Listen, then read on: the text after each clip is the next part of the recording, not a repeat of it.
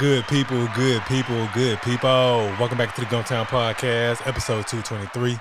I'm Doug B. If you tuned in to this podcast, thank you for your time and your attention. I really appreciate you giving it a shot. Today's guest is the founder and owner of Personally Yours, LLC. I'm looking forward to this conversation, and I'm sure we'll all be inspired by her story. Let's chop it up with Renee Cromartie.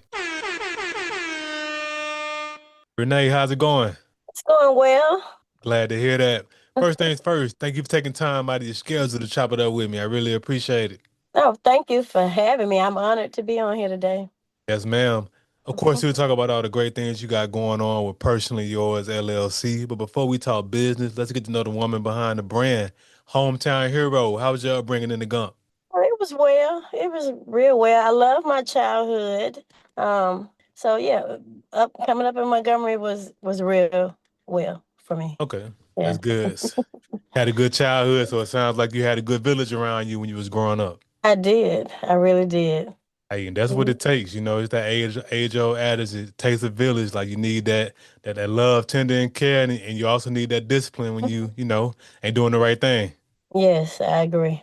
Yes, ma'am. Hmm. So, grew up in Montgomery, had a pretty good childhood, did all your schooling here. So, when you finished up school and you was 18 and out, grown on your own, did you go to college, military, or did you go right to work? So I went right to work, and that was because I had two kids. So I had to go ahead and get on out there. But I did take classes here and there. I learned a lot of skills. So those skills helped me out a lot in life and with what I do today. So, like I said, I took a lot of skills like homemaking.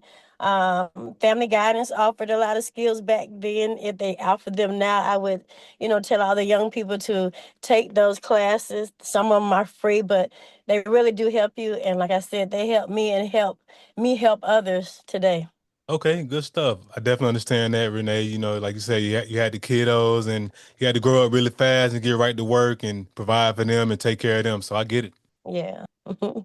Yes, ma'am. So, when you first got out in the work field, what what industry did you enter in once you started working? Well, when I started working in customer service. I worked in a lot of restaurants, so I always worked with, different people. Meeting different people every day. And like I said, customer service, which is also what I do now. I serve others. So yeah, that was the industry that I got in. And I actually stayed in it for like 25 years. Okay, Hmm. that's an awesome industry to be in. I mean, customer service, you get an opportunity to meet people from all walks of life and get a chance to make some genuine connections and build some relationships. Like that's really what customer service in a nutshell boils down to, being able to connect with people and build relationships. Yes. Okay, good stuff. So let's talk about what we're here to talk about. Personally Yours LLC. So, Personally yours. yes, ma'am. I'm big into brand names and the origins of them and where they come from. So I got to ask you, Renee, what inspires you to name your company Personally Yours, not with an S, but with a Z? With the Z, yes. Basically because everything we do is centered around the customer or the client. The experience, the service, the attention, it's all personally yours. So like what better name? And it stuck with me. The name just stuck with me. And usually when something sticks with me, I usually go with it or look more into it. So that's how we got here.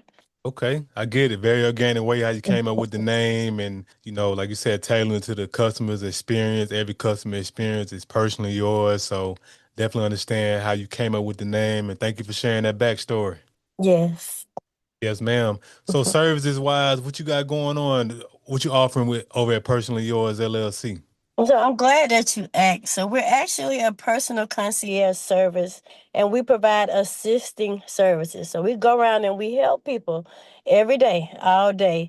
We offer an array of services. So we do decluttering, organizing, which is what we're most popular for.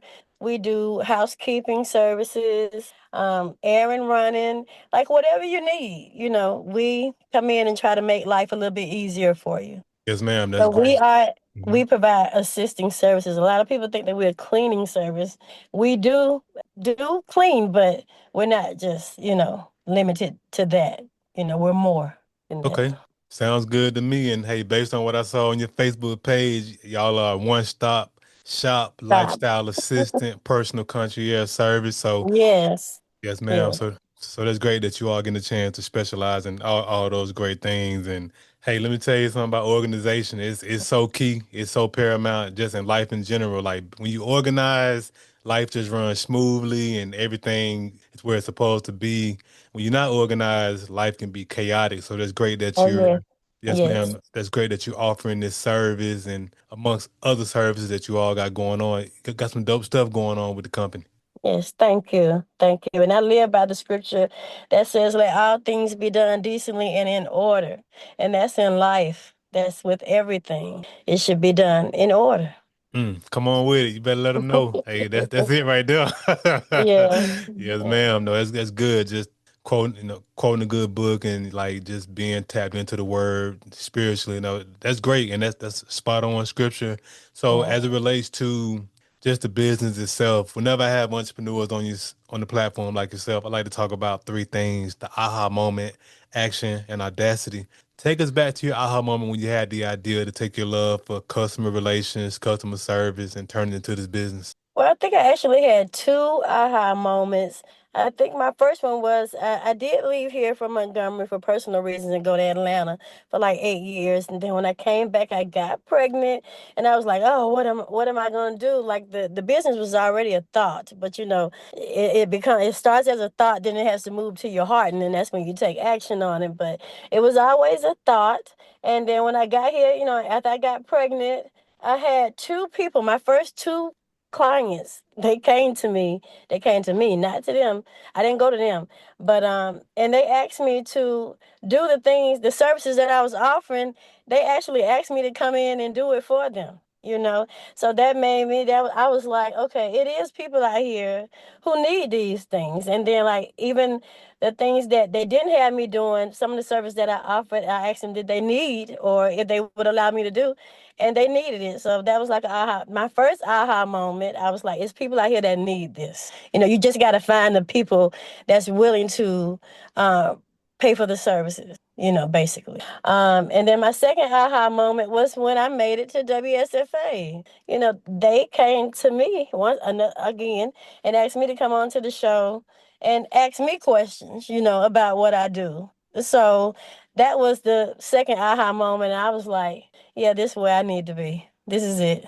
Wow, those are two powerful aha moments, like being hired by clients and being invited on WSFA, and that was when you realized you wanted to take it serious and start the business. Yes. Okay. Yes. So from the time you had those two powerful aha moments, how long did it take you to take action in terms of coming up with the business, getting the LLC and all the business stuff situated?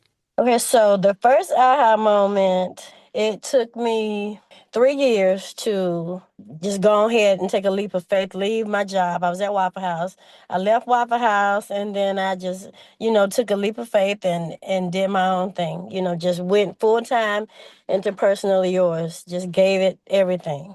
So it took me 3 years because, like I said, I was leaving a job. So, we all be scared to take that leap of faith, but sometime in life, when you're an entrepreneur, you have to take risks. You can't play it safe all the time. You got to take a risk, and them risks pay out. If you plan everything and execute it accordingly. So it took 3 years, and then I, came on out in 2021. I got my license and got everything I needed for the business. And then by the time I went on WSFA, of course, I was already established.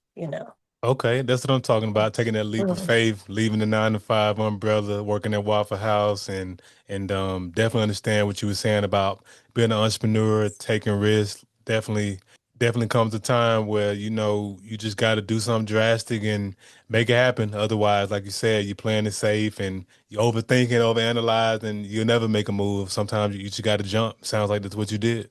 Oh, yes, yes. And self-motivation is a big thing when you're an entrepreneur. You'll be looking for other people to come to you and say those things that you need to hear to keep you going.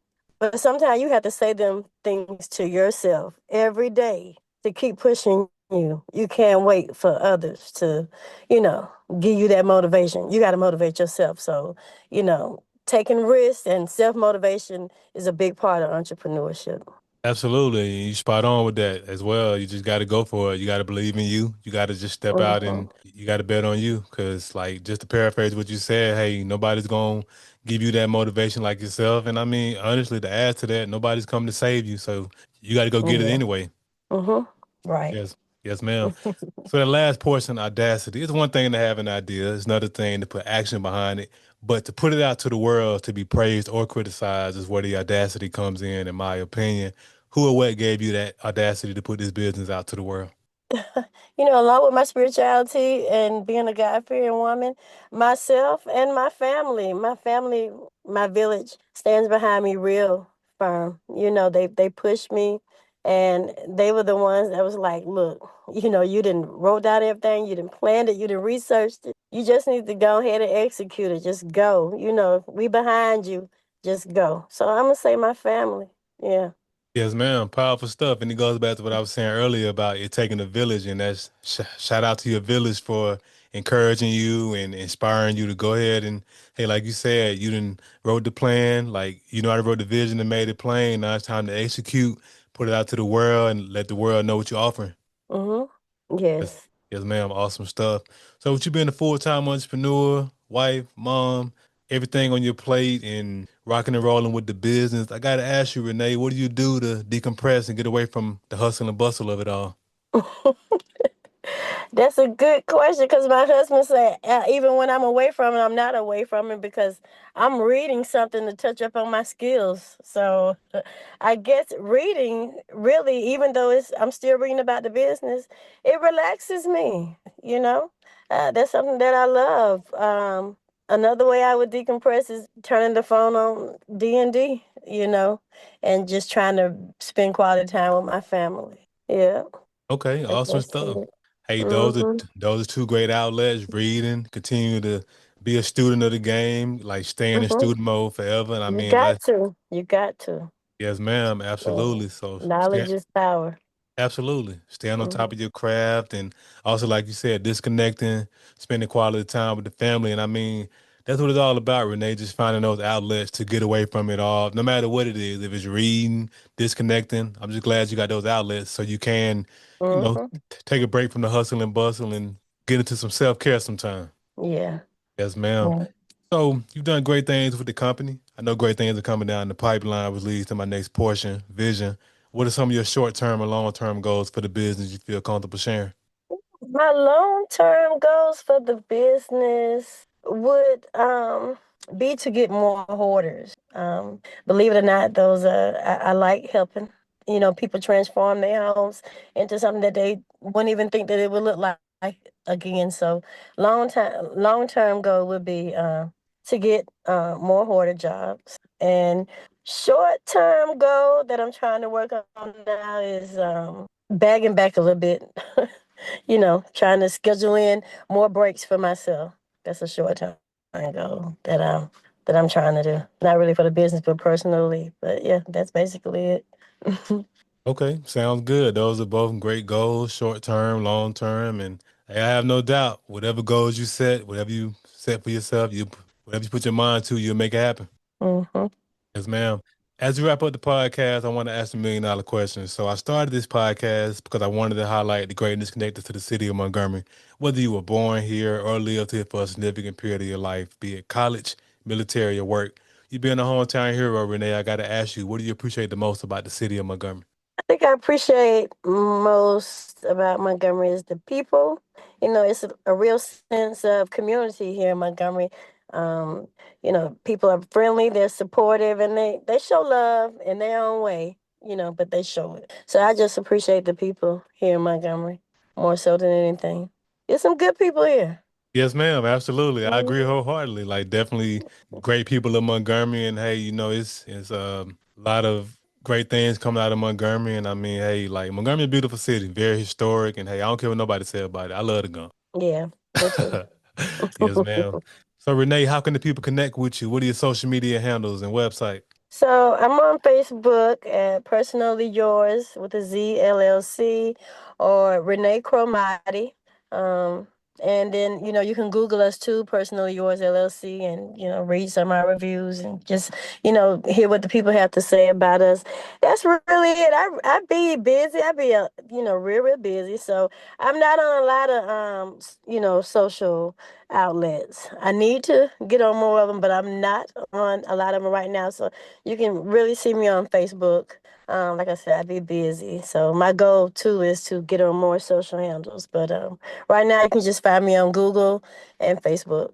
Yes, ma'am. Too easy. And of course, I'll put all of that information in the description of the episode. Hey, Renee, thanks again for the conversation. I really appreciate Yes, I appreciate you having me. Thank you. you. Yes, ma'am. Good people, that concludes another dope episode of the Guntown Podcast. In the meantime, in between time, y'all know what to do. Be blessed, be safe, but most importantly, have the audacity to be you.